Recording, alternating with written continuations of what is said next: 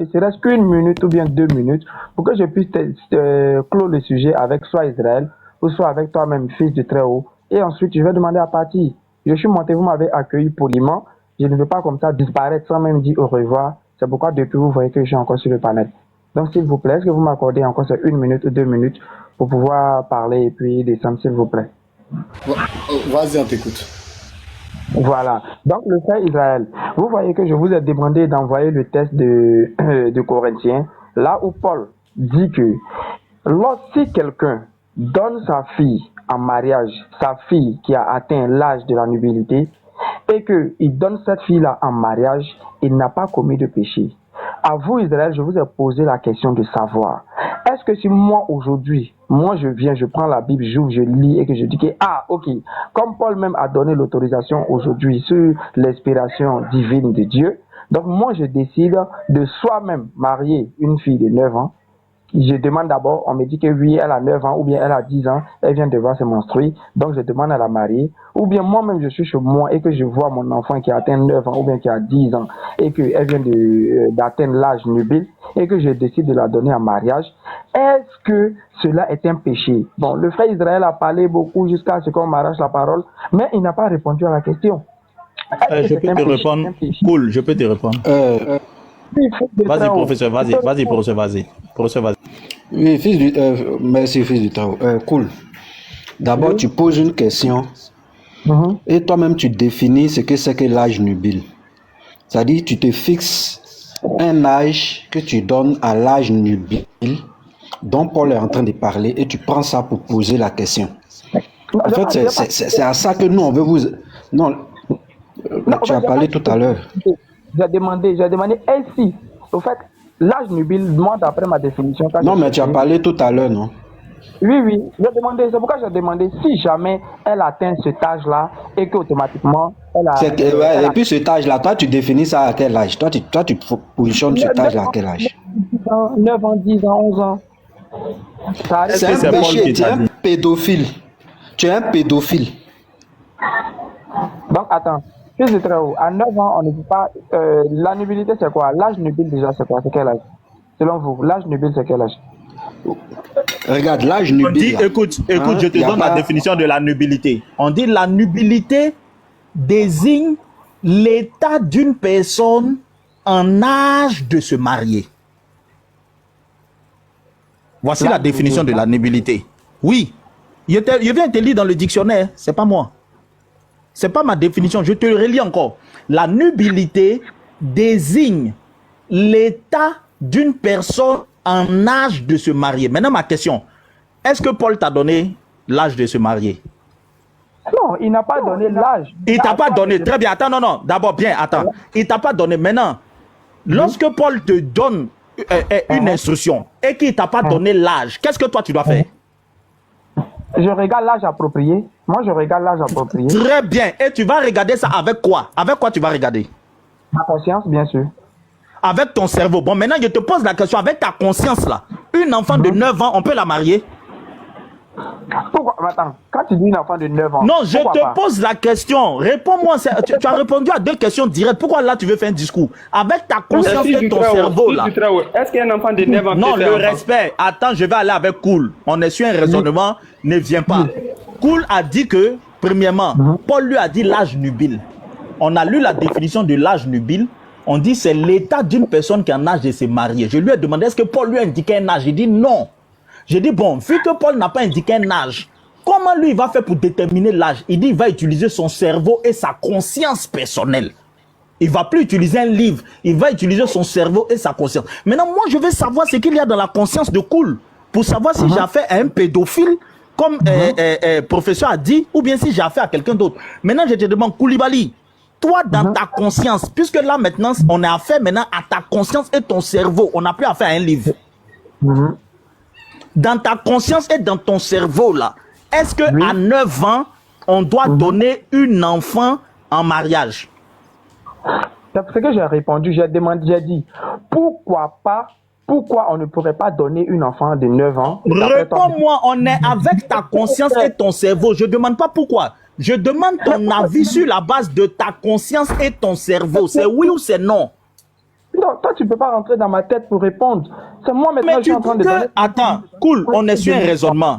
Cool, Oui. on est sur un raisonnement.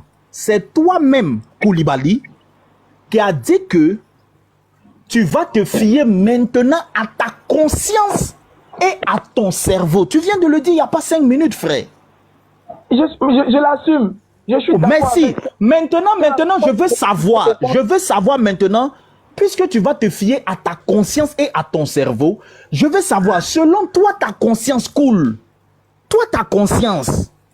Laisse la médecine, tout ça. Là, maintenant, on ne se fie plus à la médecine ni à rien. On se fie à toi maintenant, cool, ta conscience et ton cerveau. Selon ta Selon conscience ma et ton conscience. cerveau, là. Frérot. Non, excuse-moi. Là, ce n'est plus un débat parce que je ne vais plus débattre sur ton avis. Puisque là, maintenant, c'est ta conscience et ton cerveau à toi. Ta conscience n'est pas forcément ma conscience. Tu as dit ma conscience. Voilà, ta conscience et ton cerveau, là. À 9 ans, on peut donner une enfant en mariage. Mais pourquoi tu ne veux pas que je dise avant de dire oui ou non? Non, Je vais te répondre. il faut dire oui. Faut dire oui et puis envoyer Non. tes arguments. Non, attends, écoute. Ce que tu vas dire là. Oui, Voilà. Oui, Ah, oui. ta réponse est oui, non? Oui. Ta réponse est oui, non? oui. Voilà, tu es un pédophile. Vas-y, maintenant explique ta pédophilie. Vas-y. Ah, tu vois ça, ok, merci bien. Quand je dis oui, si jamais, une personne peut enfanter à l'âge de 9 ans, même à l'âge de 8 ans ou bien à l'âge de 7 ans, pourquoi est-ce que le créateur de l'univers aurait accepté qu'une personne ait 9 ans et soit apte à enfanter? Pour enfanter, qu'est-ce qu'on fait pour être enfanté? Pour qu'une personne, une personne puisse enfanter, si à 9 ans, elle a pu avoir l'autorité ou bien l'autorisation de pouvoir mettre un enfant au monde, c'est qu'elle est apte. Maintenant, dans ce cas-là, pourquoi toi, tu voudrais que ça ne soit pas possible? Ça, c'est selon toi ta conscience maintenant. Si moi, je dis que à l'âge de 9 ans, moi, j'estime que à l'âge de 9 ans, une personne, après le constat, bien sûr, je constate que à 9 ans, une personne peut enfanter. Oh, on a vu ça beaucoup, on a vu ça partout. Plein de personnes, on a plein d'exemples. Il y a moins même de 9 ans qui ont accouché. La plus petite maman au monde, elle a quel âge? C'est pas 6 ans. C'est pas à l'âge de 6 ans qu'elle a mis un enfant au monde. J'attends que tu chutes. Vas-y, tu vas. Voilà, tu vas chuter, cool. Non, je vais chuter. Donc, vous voyez, si moi j'estime que à l'âge de 9 ans, une personne peut mettre au monde un enfant, mais pour mettre un enfant au monde, il y a quelque chose qui se passe. Pourquoi est-ce que je ne pourrais pas donner ou bien prendre pour épouse quelqu'un qui a 9 ans ou bien qui a 10 ans pour pouvoir avoir des relations intimes avec cette personne? C'est la conscience. Pourquoi vous souhaitez que cette Ok, conscience... cool. Maintenant, cool. Regarde, voilà. Regarde, moi, je n'ai pas de problème personnel. Cool. Non, attends. Cool. Si tu as remarqué, lorsque tu parlais, vous étiez en train de parler, fils du travail, je t'ai muté. Effectivement. Si tu as bien remarqué. Voilà. Donc, selon toi, l'âge, c'est quel âge? Laisse-moi. Non, je ne vais pas répondre à ça. Je vais d'abord me prononcer sur ce que tu venais de dire. D'accord. Voilà, je vais d'abord me prononcer sur ce que tu venais de dire. Maintenant, si je dois répondre, je vais répondre. Regarde, tu vois, moi, je n'ai pas de problème personnel avec toi.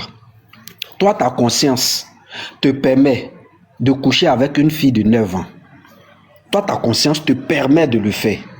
Moi, je n'ai aucun problème avec. Pour moi, je peux estimer que tu es dans l'ignorance. Peut-être juger même que c'est une maladie que tu as. Maintenant, est-ce que toi, lorsque tu poses un tel acte, tu es un modèle pour toute l'humanité? C'est ça la question maintenant. Écoute très bien. Toi, moi, je peux estimer que tu as une maladie et que moi, j'ai le droit de t'envoyer à l'hôpital parce que tu commets un tel acte. Est-ce que tu comprends? Parce que si ta conscience arrive à accepter que à 51 ans, on peut épouser une fille de 6 ans et qu'à 54 ans, on peut la consommer lorsqu'elle a 9 ans. Si ta conscience arrive à accepter cela, moi je peux estimer que tu es ignorant. Parce que sur la terre, tout le monde n'est pas censé être normal. Je peux estimer que tu es ignorant. Maintenant, ce qui ressort, est-ce que tu passes maintenant pour un modèle pour toute l'humanité? Lorsque tu poses un tel acte, de coucher avec une petite fille de 6 ans, est-ce que tu es un modèle pour toute l'humanité? C'est ça la question, c'est la véritable question. Sinon, moi, ma question, c'est même pas sur l'âge nubile. Parce que si je veux définir l'âge nubile, c'est 18 ans. Parce que moi, professeur, là, tu vas pas me voir traîner avec les enfants. Tu ne me verras pas faire ça. Donc, si moi, tu me demandes quel âge moi je peux donner, tu ne me verras pas traîner avec des enfants. Et je suis désolé pour toi, c'est une maladie. Maintenant, est-ce que lorsque, selon toi, c'est bon, est-ce que toi, tu es en train de dire à l'humanité de prendre des filles de 6 ans et de coucher avec ces filles-là à 9 ans? Est-ce que c'est ce que tu es en train de nous enseigner? Vas-y, moi, je vais t'écouter dessus. Si oui, tu développes. Si non, tu développes. Est-ce que toi, tu es en train d'enseigner à l'humanité de prendre une fille de 6 ans en mariage et de la consommer à 9 ans? Est-ce que c'est ce que tu es en train d'enseigner à l'humanité? Parce que ton prophète est le modèle par excellence. Est-ce que tu es en train de nous enseigner ça maintenant? Vas-y. Merci, professeur. Moi, je ne suis pas en train de donner un enseignement qui va inciter les personnes, ou bien je dirais que oui, ça c'est bon, faites cela. Moi, j'estime que avec le développement que j'ai pu faire, vous m'avez tous entendu ici, sans bégayer, je vous ai dit clairement que moi, personnellement, parce que toi, ta morale et toi, ta conscience n'est pas ma conscience, n'est pas ma morale. Comme le frère, le respect le disait tout à l'heure, la morale d'un peuple n'est pas forcément la morale de l'autre peuple. Voilà pourquoi toi, tu as défini 18 ans tout à l'heure. Merci d'avoir répondu à ma question. C'est-à-dire que selon toi, l'âge nubile, c'est 18 ans. Mais quand on va en France, je crois que là-bas, c'est 21 ans, si je ne m'abuse, si je ne me trompe pas. Mais tel que toi, tu as défini 18 ans et que l'autre définit 21 ans, ou que quand on va dans un pays, là-bas, on dit que quand quelqu'un vole, on doit le mettre sur une chaise électrique. Et quand on va dans un autre pays, l'autre dit que non, on doit plutôt crucifier la personne. Ou bien on doit mettre une corde à son cou. Ça, c'est selon notre cerveau, c'est selon notre juridiction, c'est ce que nous, on décide. Donc moi, personnellement, c'est que moi, j'estime qu'il soit juste, comme en le lisant dans le livre de la Bible, Paul a dit, de peur que ce père-là dépasse l'âge nubile, dépasser l'âge nubile, automatiquement, je comprends que on ne doit pas laisser, moi personnellement, je ne vais pas laisser mes enfants atteindre, c'est-à-dire devenir âgés, atteindre l'âge de... Puisque aujourd'hui, vous voyez, on constate dans la nature plein de femmes qui ont même 40 ans, 50 ans, 60 ans qui ne sont pas mariées. Tu vois ce que tu es en train de faire. Tu vois, est-ce que tu te rends compte de ce que tu fais? Je développe, professeur. Tu vas chuter tout à l'heure. Enfin, non, est-ce que tu te rends compte? Non, regarde, tu développes sur ce que moi, je ne t'ai pas interrogé. Oui, non, c'est la question que tu as posée. Et dans ce que tu développes, tu es en train de falsifier les paroles. Oh là là. Dis plutôt, lorsque Paul dit, lorsque Paul parle de l'âge nubile, dis plutôt que toi, tu ne peux pas laisser ta fille dépasser 9 ans. Faut dire ça devant tout le monde. Faut pas dire 40 ans ici. Dis, tu ne peux pas laisser ta fille dépasser 9 ans. Faut dire ça devant tout le monde parce que l'âge qui est fixé sur lequel nous sommes en train de débattre, c'est pas 40 ans, c'est pas 20 ans, c'est pas 21 ans, c'est bien 9 ans. Dis plutôt que mon cool, en fonction des paroles que Paul est en train de donner ou bien en train de dire, mon cool, je décide de ne pas laisser ma fille dépasser 9 ans. Parce que si elle dépasse 9 ans, j'estime qu'elle venait de dépasser l'âge nubile. C'est ce que tu devais nous dire, au lieu de nous faire tourner en bourrique. Reviens sur ma question. Ne me fais pas tourner en rond. Reviens sur la question qui t'est posée. J'ai dit, ton prophète là, c'est lui. Ton prophète là. Et si jamais elle n'a pas, si elle doit avoir. Ton prophète. À 10 ans, ou à 12 ans peut-être. Moi, je ne vais pas forcément imposer 9 ans. Moi, c'est ce que j'ai dit. J'ai dit, si elle atteint, si c'est à 9 ans qu'elle atteint. Cool, pardon, j'ai une motion. Cool, excuse-moi. Quelle était la question du professeur? Il a posé la question. Moi, je sais pas. Cool. Oui. Ouais, répète la question, s'il te plaît. Tu peux répéter la question du professeur, s'il te plaît. Il m'a posé la question. Il m'a demandé. Voici la question qu'il a posée. Il m'a demandé, est-ce que moi je serai un exemple, c'est-à-dire l'acte que moi je vais commettre là, est-ce que moi j'estime que ça soit un modèle pour l'humanité? C'est la question qu'il a posée. C'est la question il a posée. Et moi, Quelle est la réponse que tu me donnes? Maintenant, quelle réponse tu me donnes? La réponse que j'ai donnée, j'ai dit que oui, moi j'estime que ce que moi je ferais serait un modèle ou soit un modèle pour l'humanité parce que dès qu'un enfant ou bien dès qu'une personne atteint l'âge de la puberté, l'âge nubile, l'âge où elle voit ses menstrues, automatiquement elle est apte, je dis bien elle est apte à enfanter, elle est apte à procréer. Dans ce cadre-là, on peut la donner en mariage. Donc moi je peux donner, et moi j'estime que les parents donnent leurs enfants dès qu'elles atteignent l'âge de la puberté. Parce qu'on a vu plein d'enfants voir leur école se gâter à l'âge de CE2, CM1 et même CM2, tout simplement parce que leurs professeurs ou bien d'autres personnes dans le quartier les ont enceintés. Mais à CM1, CM2... Bon, cool, vraiment merci à toi. Regarde, merci à toi, ça a été vraiment... Non, ça a été vraiment... Tu as compris quelque chose, professeur. Un plaisir d'échanger avec toi. Un plaisir également, frère. L'islam, moi je pense que c'est l'islam qui vous a rendu ainsi, hein, qui a vraiment enlevé ce qu'on appelle... cool, s'il te plaît, s'il te plaît. Moi je pense que c'est l'islam, ce Dieu-là et ce prophète-là qui vous a rendu ainsi, qui a enlevé en vous tout ce qu'on appelle bon sens, qui a enlevé en vous tout ce qu'on appelle logique. C'est l'islam seul. Et ça, je précise ça à chaque fois que je prends la parole. Aucune religion, aucune autre religion, même qu'elle soit la pire des religions, ne peut enseigner de prendre une fille à 6 ans, de coucher avec cette fille-là à 9 ans. Même la plus pire des religions ne peut pas se permettre ça. Donc moi, j'estime que c'est l'islam qui vous met dans cette situation et qu'aujourd'hui, vous en arrivez là. Vous êtes obligé de valider même ce qui n'est pas normal. C'est cette religion-là qui peut vous permettre d'agir ainsi. Seul l'islam peut faire ça. Sinon, moi personnellement, je répète, tu es prophète, tu es Allah. Tu viens devant moi, tu dis tu veux prendre ma fille de 9 ans, il est tire sur toi. Que tu sois Allah, que tu sois prophète, il est tire sur toi. Parce que pour moi, tu es un fou.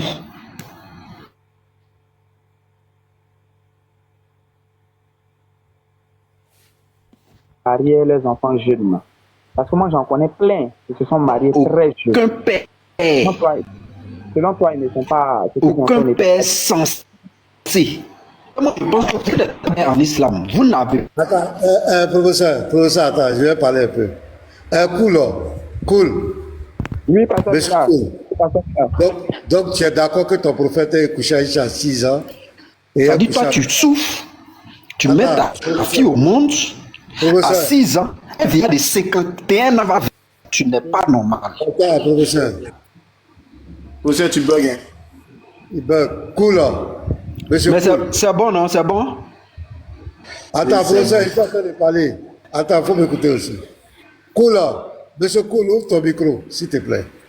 Je suis là, je me suis démuté, je suis là. Voilà, tu es d'accord que ton prophète a eu des rapports sexuels, est marié à 6 ans et a eu des rapports sexuels à 9 ans. Tu es d'accord avec ça?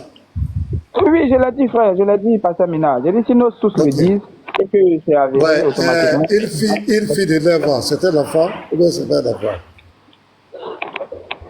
On dirait que le pasteur n'était pas là. Hein. J'ai dit qu'une fille de 9 ans est un enfant chez d'autres et n'est pas un enfant dans certaines circonstances. Parce que je l'ai dit, la loi j'ai dit, une fille de 9 ans, c'est un enfant ou bien c'est pas un enfant? Pasteur Mina, on dirait que vous ne m'entendez pas. Hein. J'ai dit je t'entends bien, mais tu ne réponds pas à ma question. J'ai dit, est-ce qu'une fille de 9 ans, il faut laisser après d'être musulman, est-ce qu'une fille de 9 ans est un enfant ou elle n'est pas un enfant? Une fille de 9 ans, normalement, c'est un enfant. Ok, donc tu es d'accord? Non, je viens. Donc tu es d'accord, tu cautionnes que ton prophète ait des rapports sexuels avec un enfant. Tu es d'accord avec ça? pas sur ce plan-là. Quand vous posez la question sur ce plan-là, ce n'est pas juste Le parce plan, que... il n'y a pas autre chose, c'est ce qu'on entend de dire depuis là. C'est ce qu'on entend de dire. Quel plan de dire? Non, parce Est-ce que vous que me tu es dites que je d'accord? dois pas regarder. Non, non, non. Est-ce que tu es d'accord que ton prophète, le meilleur des hommes, le seul des prophètes, le dernier des prophètes, ait des rapports sexuels avec un enfant? Est-ce que tu es d'accord avec ça? Mais un enfant selon qui? Un enfant selon qui? C'est ce que j'essaie de te faire comprendre, pasteur. On Médard. vient d'admettre, toi tu viens d'admettre qu'une fille de 9 ans est un enfant. Maintenant, je te demande, est-ce que tu es d'accord que ton prophète ait des rapports avec Yéri? Tu vas aller dans tous les dictionnaires du monde, dans toutes les encyclopédies, tous les savants du monde, les intellectuels du monde, une fille de 9 ans est un enfant. Arrêtez ça. Tu vas aller dans quelle raison tu vas trouver? Une fille de 9 ans est un enfant. Que ce soit chez les Arabes, que ce soit chez les Indiens, je ne sais pas qui, une fille de 9 ans est un enfant. Elle est un enfant. Patron Mena, je peux parler. Patron Mena, je peux parler. Le respect, faut te muter, pardon. Arrêtez-moi, on vous parle. Pourquoi vous êtes comme cela? Une fille de 9 ans est un enfant. Vous voulez faire quoi à qui? Vous voulez nous faire avaler quoi? Une fille de 9 ans est un enfant. N'importe où tu vas partir.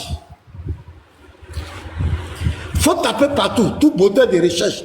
Même faut dire en Arabie, faut dire chez les Arabes, est-ce qu'une fille de 9 ans est un enfant ou quoi? Partout, si les Arabes sont des êtres humains, ou bien ils sont des extraterrestres, là ils vont dire autre chose. Mais si les Arabes sont des êtres humains, c'est le même sang qui coule à nous, c'est le même cerveau qui a nous, on te dira qu'une fille de 9 ans est un enfant. Que ce soit au temps de Mohamed, que ce soit au temps de qui, une fille de 9 ans est un enfant. Arrêtez de nous distraire. Mais là, Pasteur Médard. est-ce que ton prophète là, tu es d'accord que ton prophète ait des rapports sexuels avec un enfant? Faut me répondre. Pasteur Ménard, moi j'ai dit je ne trouve pas de problème à cela, puisque Oui, selon réponds à toi la là, question, oui, selon moi là, quand on dit Est-ce un que- enfant, est-ce que un ton enfant, prophète- selon toi, comment j'ai dit 9 ans là, à 9 ans là, à 9 ans selon toi c'est une enfant. Selon moi 9 ans, moi je définis 9 ans comme l'âge nubile par exemple, parce que non, un enfant peut avoir ses menstrues à l'âge de 9 ans. Maintenant toi je te demande, selon toi là, l'âge nubile là c'est quel âge? C'est à quel âge on dit que telle personne n'est plus enfant? Une fille n'est plus enfant, c'est quel âge? En fonction de ça, je vais te dire oui ou non. Si je suis L'enfance enfant. là, devant les statistiques scientifiques, l'enfance se situe entre 2 ans et 11 ans. Est-ce que tu es d'accord? Mais il se base sur quoi pour dire cela? Quand Oui, tu dis mais 11 tu vas ans, poser la question. Ce sont eux qui étudient le corps humain. Ce sont eux qui nous ont donné l'âge d'adolescence, l'âge de l'enfance, l'âge de trucs, de l'adulte, tout ça là. Ce sont eux. Mais là, tu dis, c'est base sur quoi? Toi, tu te bases sur quoi? Pour dire que 9 ans, c'est l'âge du mille. Toi, tu te bases sur quoi? non, Tu te moi bases je me base sur ce qui est, ouais, moi je me base sur ce qui par exemple serait Pourquoi? la nature par exemple. Quand on Ah bon, regarde si le je corps me base, d'une eux, femme, si se sont basés sur la nature. Vous dites que de 2 voilà, ans. voilà. Donc Voilà. ce qui selon Donc- ce qu'eux ils vont dire et puis ce que moi je vais dire, il n'y a pas de contradiction à cela. Si à 9 ans une fille Non. peut déjà voir ses menstrues, Tu c'est sais, qu'elle est tellement prête ridicule. à Attends, je vais te dire quelque chose. Tu sais, elle est d'accord. si ta famille, si peut-être tes amis ou bien tes gens t'écoutaient, on allait dire que tu es tellement ridicule. Tu es tellement ridicule. C'est-à-dire qu'aujourd'hui, là, tu vas aller dans un forum des intellectuels et puis tu vas, les gens disent de te gifler. Tu vas aller dire qu'un enfant de 9 ans, toi tu considères qu'un prophète couche avec un enfant de 9 ans, mais les gens vont te gifler. Ça passe pas. C'est à la mosquée seul tu peux dire des trucs comme cela. C'est à la mosquée. Sinon, tu vas devant des intellectuels, même tes promotionnaires, tu vas devant eux pour dire ça. Pour dire que l'enfant, c'est pas un enfant, les gens vont te gifler. Tout le monde sait que l'enfant, c'est un enfant. Pour défendre un prophète, pour défendre l'homme, on est obligé d'être, de se faire, je ne sais pas quel mot je vais dire quoi, de se faire ridicule. Pasteur Ménard, s'il vous plaît, je peux vous demander quelque chose. Ok, S'il vous pasteur plaît. Mena. Je n'ai même pas envie d'échanger avec toi. Je n'ai plus envie d'échanger avec toi. Je te dis, hein, Pardon, quand vous dites voilà, oui, je n'ai même quand plus. vous avez- Non, non, je n'ai plus parce que. non, pardon, Tu as- pardon, tu as- j'ai pas Cool, parti. attends. Cool, Pardon, s'il te pardon. plaît, donne-moi 2 minutes, cool. C'est le professeur qui avait la parole et puis le pasteur l'a coupé. Donc, on va redonner la parole au professeur C'est pas et puis tu vas intervenir. Excuse-moi. Non, comme c'est le professeur qui avait la parole. Non, je dis la parole va revenir sur toi. C'est le D'accord, professeur qui avait la d'accord. parole. Donc, je demande juste ta permission. On va laisser le professeur terminer son propos. Et puis, on reviendra sur toi, s'il te plaît. Hein? D'accord, d'accord. L'échange est Merci bien avec toi. Voilà, il n'y a pas de problème. On te donnera la parole. Professeur, je pense que tu avais la parole. Moi, franchement, je dis, en tout cas, je ne conseille pas à quelqu'un de devenir musulman. Comme je l'ai toujours dit, l'islam enlève la raison humaine dans l'homme. C'est-à-dire, quand tu deviens musulman, tu n'es plus humain. Tu n'es plus un homme. Tu deviens autre chose. Tout ce qui est logique aux yeux de tous, pour toi, ça devient illogique. Et ce qui est illogique, tu l'acceptes comme étant logique. Et c'est seule cette religion-là qui permet ça. C'est seule cette religion-là qui peut transformer l'homme à devenir ainsi. Comment un père de famille peut se lever, venir là où il y a près de 500 personnes et dire que lui, il valide un vieillard de 54 ans qui couche avec une fille de 9 ans. Lui, il valide ça. Et vous voulez qu'on continue de vous écouter? Moi, je suis père. Je suis père. Et puis, j'ai une fille de 9 ans. Donc, on ne peut même plus continuer de vous écouter. Si vous ne pouvez pas condamner ce qui est condamnable, à quoi ça sert de vous écouter? À quoi ça va nous servir de vous écouter? Parce que tout ce que vous allez vomir là, ce sont des abominations seulement que vous allez sortir. Vous ne pourrez rien sortir de bon. Et il passe avec ce tac là, c'est lui le modèle à suivre. Imaginez-vous, Pasteur Ménard prend une fille de 9 ans. Attendez, est-ce que ça va? Est-ce qu'au moins ça va? Parce qu'il faut que ça puisse aller pour qu'on puisse continuer l'échange. Mais je pense que ça ne va pas. Je pense que ça ne va même pas chez vous, franchement. Comment vous pouvez valider ça? 54 ans, qui couche avec une fille de 9 ans. Et vous nous sortez, c'est l'âge nubile. Attendez. Mais lorsqu'on dit vous êtes des P, pourquoi vous avez mal? Effectivement, voir en une fille de 9 ans qu'on peut trouver son plaisir, c'est ça la pédophilie. On va sortir les mots même. Si TikTok veut qu'il bloque,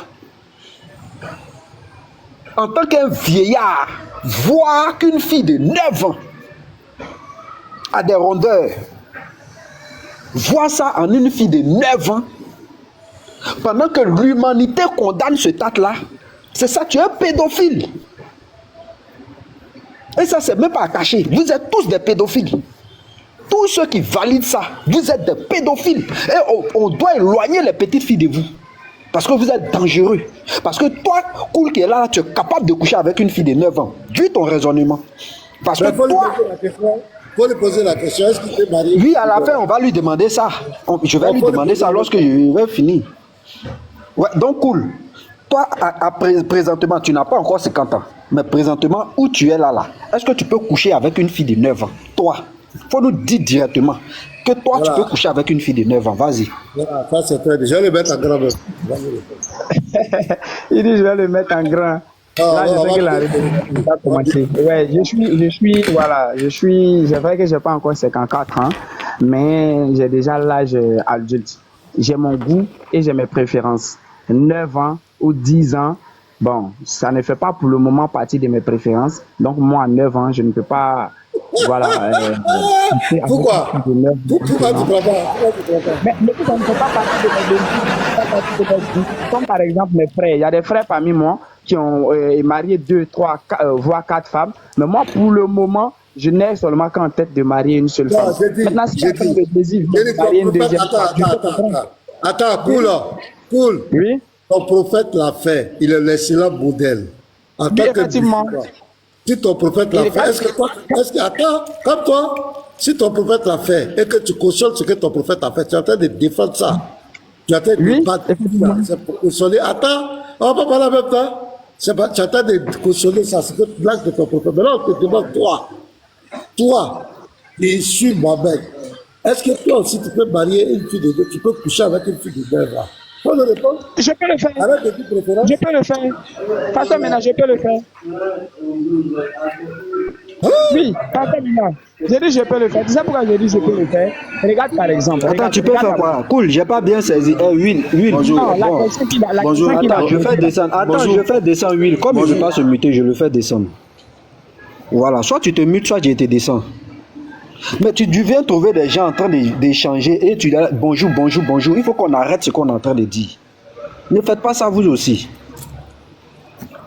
Cool. Tu dis tu peux faire quoi? J'ai pas bien entendu. Tu dis tu peux faire quoi? Non, excuse-moi, professeur, excuse-moi. La question que Pasteur Ménard a posée là, j'ai dit oui, je peux le faire. Ouais, tu peux faire quoi? Quoi? Tu peux faire quoi? Je n'ai pas bien saisi. Tu peux faire quoi? Sur les réseaux sociaux, vous savez très bien ce qui circule. Voilà. La question qu'il a posée là, je peux le faire. Si c'est bon, tu as pas de quoi demandé. Je ne vais pas cacher. Pasteur Ménard a posé la question de savoir est-ce que moi, je pourrais marier une fille de 9 ans? J'ai dit oui. Effectivement. Non, c'est pas la question, Est-ce que tu peux coucher? Est-ce que tu peux coucher avec une fille de 9 ans? C'est ça la question. C'est ça, effectivement, c'est ça. Je peux le faire, oui, effectivement, je peux. Je le répète. Je peux. Comme tu peux faire quoi? Oui, professeur. Moi, à mon âge actuel là, si j'estime que je suis prêt et que je vois une fille de 9 ans qui est à mon goût, je peux effectivement avoir des relations intimes avec elle. Seigneur. Je peux le faire. Oh, oui, ça ne doit pas vous étonner. Regardez, professeur. Cool, pardon, tu peux m'accorder. Cool, on a compris. Tu sais, c'est la conclusion du débat. Cool, attends, c'est pas pour te descendre. Non, cool, non, attends, on va t'accorder 1 minute. Cool, donne-moi 10 secondes. Tu sais, à ce stade du débat, il y a 2 groupes sur le panel. Il y a ceux qui sont capables de l'acte. Je n'ai pas dit qu'ils vont le faire. Et il y a ceux qui en sont incapables. Ceux qui en sont incapables considèrent que leur Dieu a fait d'eux des êtres moraux et qu'ils peuvent distinguer le bien du mal. D'ailleurs, leur livre leur dit de fuir l'immoralité. Et tu as été d'accord avec eux que cette immoralité-là, si on veut pousser un peu loin, y compris même pour l'âge nubile, on doit se fier à notre conscience et à notre morale. Donc, on a sur ce panel des gens qui sont incapables de coucher avec une enfant de 9 ans, qui sont opposés à des gens qui sont capables d'avoir des rapports intimes avec une enfant de 9 ans. Pour ma part, un professeur, non, c'est ça. Ils sont capables, voilà. Pour ma part, c'est ça. Moi, je suis KO. Moi, je suis KO. Voilà. Et là, cool, quand tu dis ça, je pense à la fille de professeur, je pense à ma fille. Moi, j'ai une fille qui a 11 ans. Moi, ma fille tu a 11 ans. Je pense à ma fille, je pense à la fille de professeur. Ma fille a 13 ans. Voilà. Et je commence à avoir très peur de l'islam. Je t'assure, un frère, je regarde ma fille, je pense à ma fille. Et je commence à avoir très peur de l'islam et de chaque individu qui pratique cette religion. Vous me faites très peur, chers frères musulmans. Vous me faites beaucoup peur. Et je vais commencer. C'est-à-dire quand quelqu'un me dit qu'il est musulman, je vais commencer à beaucoup me méfier de lui. Parce que je vais comprendre qu'en face de moi, il y a quelqu'un qui est capable de faire des choses que mon cerveau même n'imagine pas et ne conçoit pas. Je commence à avoir très peur de vous, cool. Et je te laisse conclure. Pour ma part, le débat avec toi, voilà, les positions sont tranchées. Et je ne vais pas débattre avec ce que tu es capable de faire. Je prends acte. Vas-y, frère. Merci beaucoup, frère. Vraiment, je veux remercier tous. Voilà, j'ai été bien accueilli sur le panel. Vous m'avez servi à manger, à boire. Et vous me donnez la route avec transport. En plus, je vous remercie beaucoup. L'échange a été fraternel. Même si nos positions sont différentes, vous trouvez que ce que moi je dis est immoral. Ce n'est pas logique. Mais professeur, je dirais comme ça que tu ne dois pas avoir peur. L'endroit le plus sûr où tu peux être plus en sécurité, c'est à côté d'un musulman. Parce que le musulman ne fera jamais du tort à autrui sans raison valable. Ce n'est pas, c'est pas dans nos cadres, vous voyez. Quand on prend la moralité, selon nous, la moralité, toi, ta moralité n'est pas forcément la moralité de l'autre. Voilà pourquoi on retrouverait, par exemple, Abraham qui aurait marié sa sœur. Dieu ne s'est pas plaint là-dessus. On retrouverait peut-être, je sais pas, Moïse, à qui Dieu même, nous on trouve que c'est pas logiquement aujourd'hui. Si on me dit que si quelqu'un te tue, il faut attraper la personne, il faut tuer la personne. Bon, normalement, dans ma tête ou bien dans la tête de ceux qui ont écrit la loi aujourd'hui, ils vont dire non, non, non, c'est immoral. Pourquoi il faut tuer la personne? On n'est pas Dieu pour juger. Alors que c'est ce Dieu-là même qui a donné l'ordre de si jamais on tue, il faut tuer la personne. Si jamais telle personne fait telle, il faut tuer. Bon, si ce même Dieu-là vient dire encore ne faites plus cela, faites ceci, donc vous comprendrez avec moi que je le dis et puis je le répète, la loi de Dieu n'est pas la loi des humains. Quand Dieu donne un ordre, si Dieu a estimé qu'à 10 ans, ou bien à 9 ans, ou bien à 8 ans, une personne puisse, ou bien une femme, autant pour moi, ou bien une fille puisse avoir ses menstrues, c'est qu'il estime qu'elle peut enfanter. Et si lui, il estime qu'elle peut enfanter, l'enfantement ne va pas forcément se passer par l'insémination artificielle, c'est forcément par l'acte sexuel qu'elle pourra tomber enceinte, elle pourra accoucher. Donc, si Dieu estime que ça peut se faire, en ce moment-là, ce n'est pas nous, notre morale, qui va dire que non, non, non, non, non, non, non, non, non, je ne dois pas le faire. Je vous comprends, vous allez dire que oui, nous les hommes, pourquoi nous on veut décider, ou bien ce que nous on dit, ce n'est pas logique, ce n'est pas correct, mais vous avez votre manière de penser, les frères. Moi aussi, j'ai ma manière de penser. Ce n'est pas parce que l'islam a dit faites ceci, ou bien vous devez faire cela, que ça veut dire que partout ce n'est pas bon. Moi, après analyse, après lecture, j'ai compris que tout ce que Dieu a autorisé, que ce soit dans le Coran ou que ce soit dans la Bible, après maintes réflexions, après analyse profonde, on découvre que oui, c'est Dieu qui a raison. Chez nous, par exemple, quand on rentre dans la charia, on voit plein de lois que Dieu a ordonnées. Mais aujourd'hui, d'autres vont dire que non, non, non, ça, ce n'est pas logique, ça, on ne doit pas le faire, c'est pas normal. Mais quand on rentre en profondeur, on voit qu'effectivement, c'est Dieu qui a raison. Parce que la loi n'est pas faite pour les justes, mais la loi est faite pour les injustes. Est-ce que vous comprenez un peu? Donc, pour conclure... bonjour, M. Cole. Willy, s'il te plaît, je vais terminer. Voilà. Okay. Donc, voilà, pour terminer, merci encore à vous, Pasteur Mena. Je reviendrai ici tant que possible pour vous dire bonjour quand je serai de passage. Et aussi, si vous me voyez ouvrir le live, bon, c'est chez vous, hein, vous pouvez venir me poser des questions et tout. Mais, comme je vous l'ai dit tantôt, lorsque Dieu donne l'autorisation, ou bien il donne la permission, ou bien s'il a permis qu'une fille puisse avoir ses menstrues à un tel âge, c'est qu'il estime que cette personne est capable de procréer. Et si cette personne est capable de procréer, dans ce sens-là, l'homme peut avoir des relations intimes avec elle. Parce que, regardez par exemple, même si une fille a 40 ans qu'elle est vierge, et qu'un homme vient avoir des relations intimes avec elle, forcément, il aura des séquelles. Pas forcément des séquelles pour dire blessure et autres, mais elle va avoir mal parce que c'est la première fois. Donc, que ce soit 8 ans, que ce soit 20 ans, quel que soit l'âge, je vous assure que forcément, elle va sentir qu'il y a quelque chose qui se passe. Donc, à 9 ans, un peu, elle va s'habituer. Mais comme vous avez cité des trucs que les médecins disent que bon, voici ce qui va se passer, tout, quel que soit l'âge. Ce n'est pas forcément quand on est enfant et qu'on a des relations qu'on ne peut plus procréer. Il y a des personnes même à l'âge de 30 ans ou 40 ans qui sont mariées, mais qui n'ont pas d'enfants jusqu'à maintenant. Donc, ce n'est pas forcément ce que vous avez dit qui soit vrai. Vraiment, encore une fois, merci à vous les frères, vous m'avez bien accueilli. Il est l'heure pour moi d'aller travailler. Et quand j'aurai le temps, je crois que je reviendrai échanger encore avec vous. Vraiment, merci encore, fils du Très-Haut. Merci à professeur. Cool. Merci à toi. Hein. Au-delà de nos positions tranchées, j'avoue que l'échange était cordial. Merci. Voilà, merci à toi. Si j'ai eu quelques Il y a Willy mots, qui voulait parler là. Voilà, si j'ai eu des mots mal placés, cool, tu m'en excuses. Non, il n'y a pas de Mais souci. tu vois, j'ai une fille et c'est un sujet où il y a beaucoup d'émotions qui rentrent dedans. Tu comprends? Ça, c'est vrai. Voilà, donc merci à toi. Je pense que tous nos panels, hein, tu peux monter quand tu veux. Il n'y a pas de souci. Merci beaucoup. Merci. Bonne journée à vous. Voilà. Merci. Je voulais dire quelque chose là. Je dois faire une remarque là. Voilà, par rapport aux musulmans.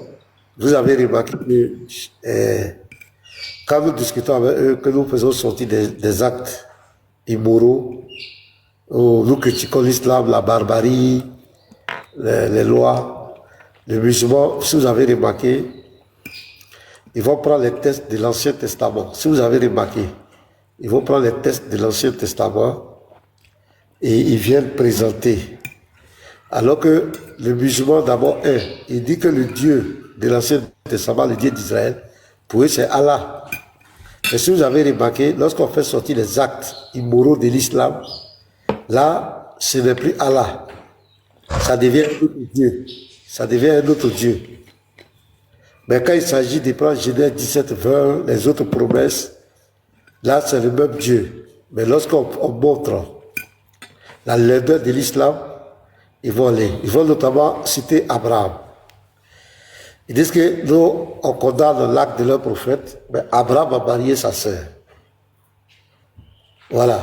Je vais donner une précision sur ça. Abraham n'a pas marié Sarah sous l'injonction de Dieu. C'est pas par une révélation de Dieu qu'Abraham a marié Sarah. C'est pas Dieu qui a ordonné à Abraham de marier Sarah. Et avant même qu'Abraham ait l'appel de Dieu, il était déjà avec Sarah.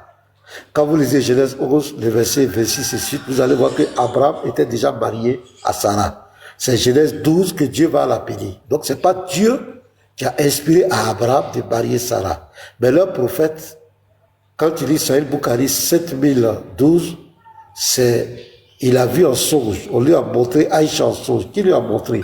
Étant prophète, c'est son Dieu qui lui a révélé Aïcha. Donc c'est le Dieu de l'islam qui lui a permis de prendre Aïcha. On prend le deuxième exemple de Zaïd et Zénab. La femme de Zaïd, Zénab, il dit encore que c'est Allah qui lui a imposé ça. Ils vont venir sur Lot. Lot, ce n'est pas Dieu qui a inspiré à Lot ni à ses enfants de coucher. La Bible raconte l'histoire des patriarches, l'histoire des enfants d'Israël. La Bible, il y a ainsi pas l'Éternel, mais il y a aussi des histoires vécues que la Bible explique. Et la Bible n'a jamais caché le péché des gens.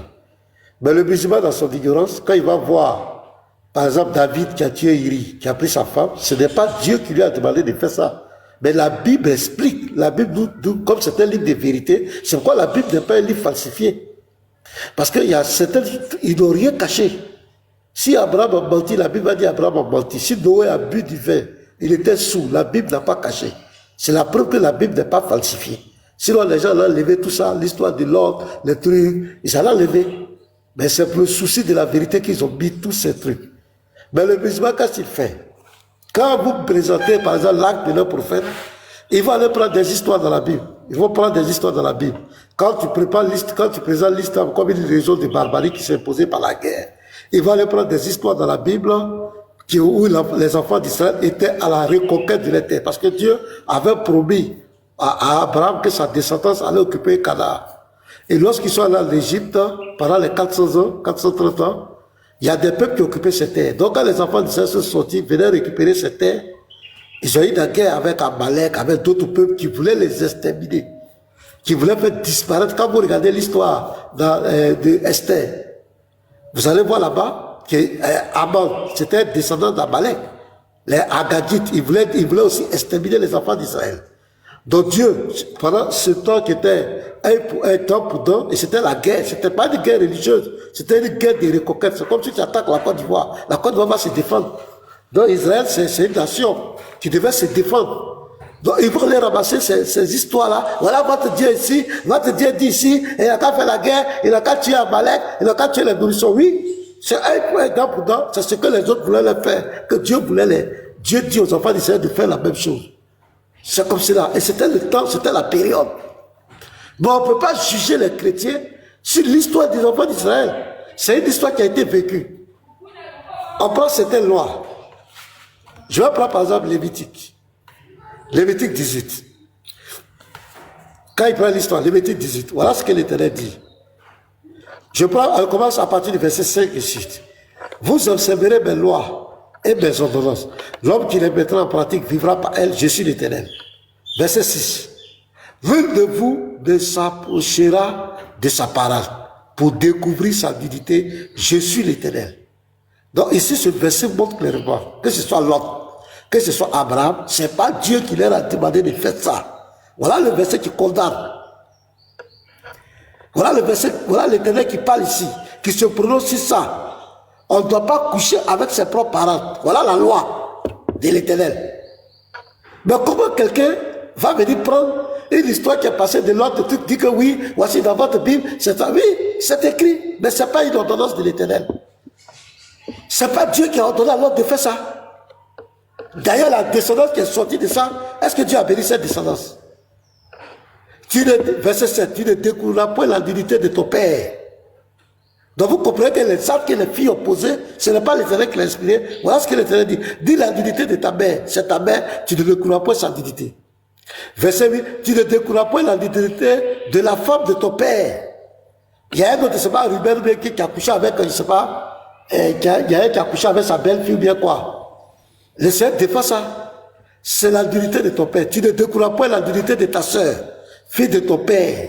Voilà pour Abraham ici. Donc ce n'est pas l'Éternel qui a donné à Abraham de faire. Ou fille de ta mère, dès dans la maison ou dès hors de la maison.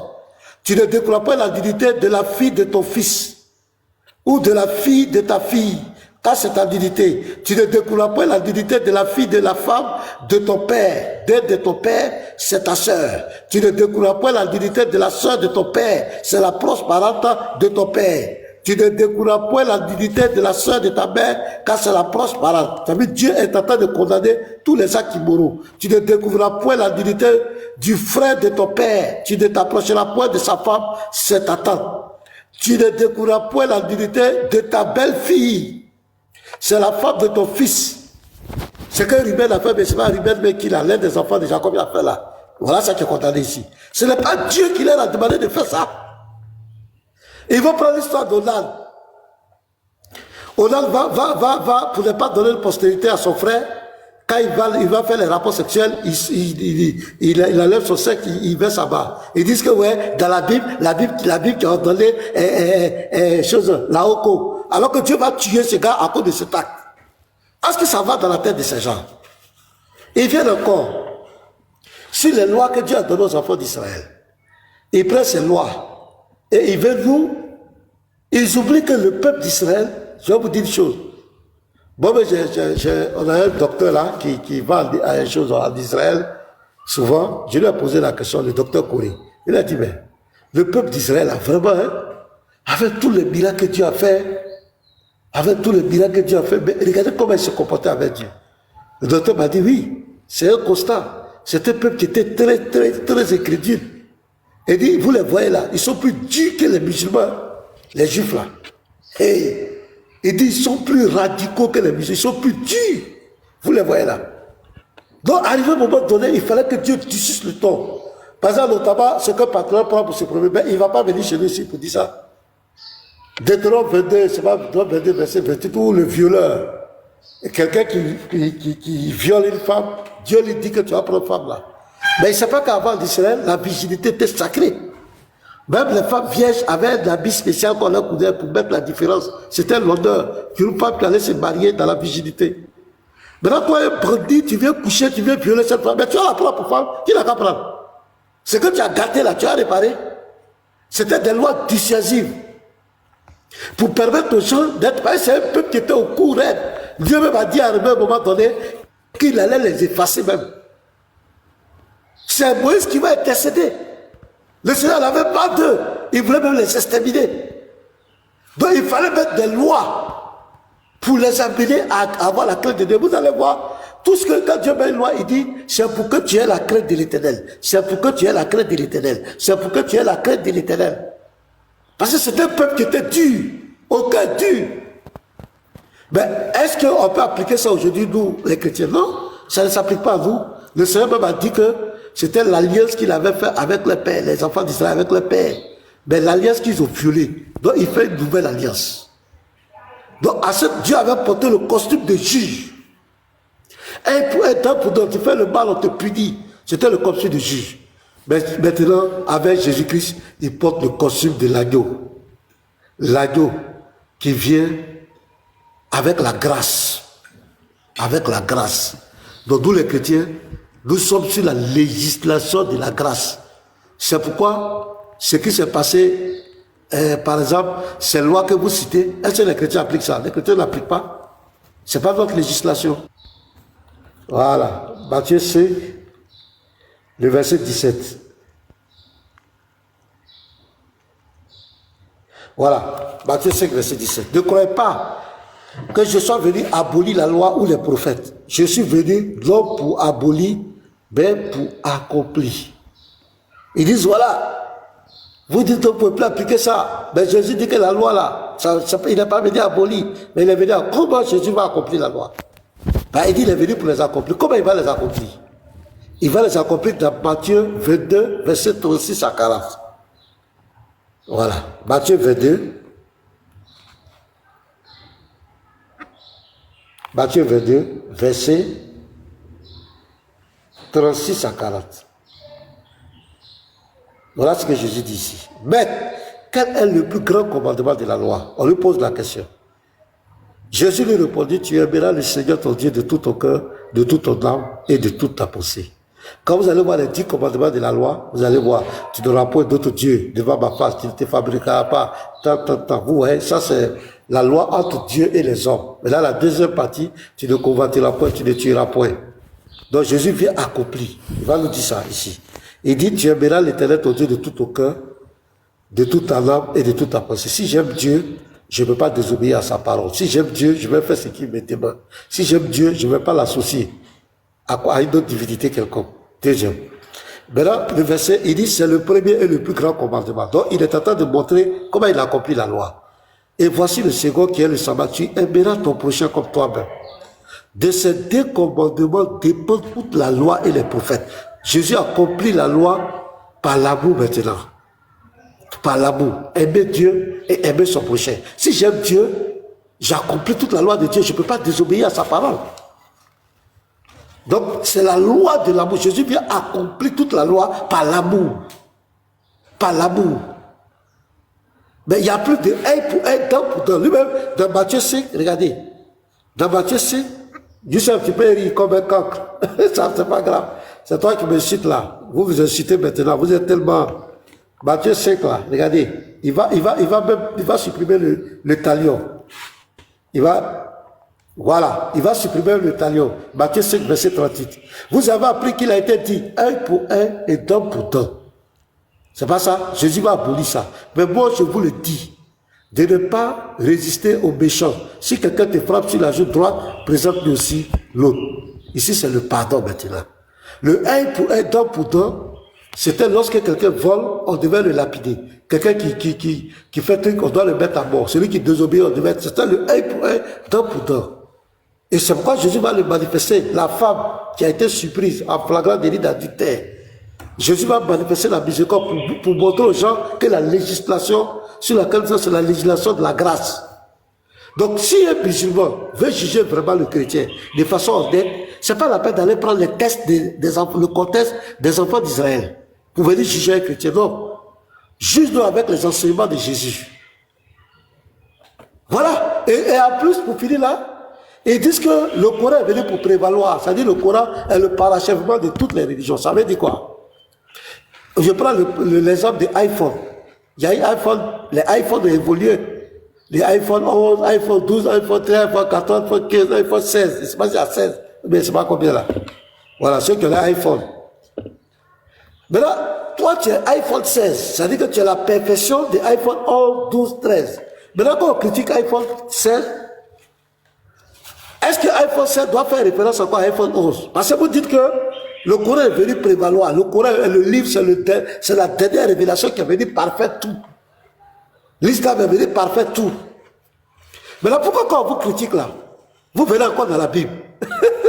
Pourquoi c'est dans la Bible que vous venez? Vous dites que vous êtes venu, le Coran est venu prévaloir, non? Il est venu, c'est le parachèvement.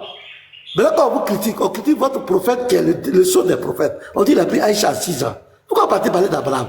Pourquoi vous parlez des autres prophètes? Non, c'est lui la perfection. Donc lui, il n'a pas d'erreur. Il n'a pas d'erreur à commettre. Donc c'est cette précision que je voulais dire aux frères, aux sœurs. Ne tombez pas dans ce piège. Quand ça chauffe sur eux, quand on leur demande des vérités, c'est dans l'Ancien Testament. Pourquoi ils ne jugent pas sur les enseignements de Jésus? Pourquoi ils laissent même les Kémites? Les Kémites, c'est la même chose. Ils vont toujours se référer. Dieu était juge. C'était un juste juge. Il était un homme de guerre. Dans la Bible là-bas, on dit l'Éternel même était un héros de guerre. Il était un homme de guerre. Et il avait porté le costume de juge. Un pour un, temps pour temps. C'est en fonction de ça que l'Ancien Testament a été bâti. C'est comme cela. Et le contexte des enfants d'Israël, l'Éternel était obligé de durcir le ton, les lois, parce que c'était un peuple court. Regardez même. Dieu les a délivrés. Dieu a fendu la mer devant eux. Moïse allait sur la montagne quelque temps, ils ont fait le veau d'or. Vous voyez, c'était un peuple qui était dur. Donc il fallait mettre des lois pour les ramener à la bergerie. Mais vous ne pouvez pas prendre ça. Et le contexte des enfants d'Israël, leur guerre, ils devaient faire la reconquête de leur terre. Et c'était une vraie guerre, c'était une guerre des pays. C'est comme la Côte d'Ivoire et le Burkina. Burkina veut prendre un territoire là, c'est pas affaire des religions. C'était la guerre. Mais vous ne pouvez pas prendre ça, venir appliquer ça aux chrétiens. C'est être malhonnête. C'est être malhonnête de votre part. Mais chaque fois qu'on vous présente des choses dans l'islam, au lieu de Dieu, vous pourrez parler dans l'Ancien Testament. Pourquoi vous ne le jugez pas avec les enseignements du Christ? Le Christ, c'est la grâce qui a été manifestée. Nous sommes régis par cette grâce. Sinon, aujourd'hui, on ne lapide pas les femmes. Et c'est quel chrétien qui lapide les femmes adultères? Quel chrétien qui applique ça? Même dans les pays, soi-disant chrétiens, en majorité, qui applique ces lois-là? Donc, si vous voulez juger les chrétiens, jugez-les sur l'enseignement du Christ. C'est ce que j'avais dit à Médisa, le Kémite, qui va raconter des histoires, n'importe quelle histoire. J'ai dit non, tu ne peux pas juger les chrétiens avec ça. Juge-nous sur les enseignements du Messie. Donc les frères, je voulais attirer parce que c'est la porte de sortie aujourd'hui. Quand ça chauffe, Abraham a marié sa sœur. L'autre a couché à ses 2 filles. Et tant. Et vous trouvez que nous on ne marche pas sur ça. D'abord, Abraham, c'est pas notre modèle. Nous on suit les enseignements du Christ. Abraham, c'est vrai qu'il est le père de la foi. Mais il n'est pas le modèle des chrétiens. Il faut qu'on se dise la vérité. Le modèle des chrétiens, c'est le Christ. C'est le Mashiach. Et Abraham n'a pas épousé sa sœur sous la révélation de l'Éternel. Il a marié Sarah avant que Dieu ne l'appelle. Que ça rentre dans votre oreille, âme sauvage. Soyez un peu intelligent.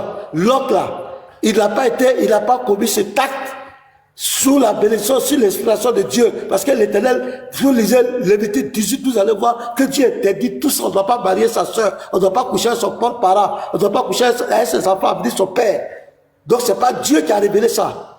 Mais la Bible relate les faits. Il relate l'histoire des patriarches. Noé a bu du vin, il a découvert sa divinité. Ce n'est pas Dieu qui l'a inspiré. C'est lui qui a fait ça. Mais la Bible relate les faits. Quand Caïn a tué Abel, est-ce que c'est Dieu qui l'a dit de tuer? Si vous allez voir, avant même qu'il tue Abel, l'Éternel, quand vous lisez Genèse 4, verset 7, l'Éternel va venir lui dire que c'est pourquoi tu es triste. Il ne faut pas faire du mal, que le péché se couche. Il va l'avertir, mais il va aller commettre là. Mais la Bible, pour besoin de vérité, de traçabilité, de fiabilité, est obligée de nous expliquer toute l'histoire. Mais le musulman, qui n'aime pas la vérité, va aller dire, voilà, dans la Bible aussi, là, tu as couché cette filles. Dans la Bible aussi, dans la Bible. Ah, vous n'avez pas dit que le Coran veut dire prévaloir, que c'est le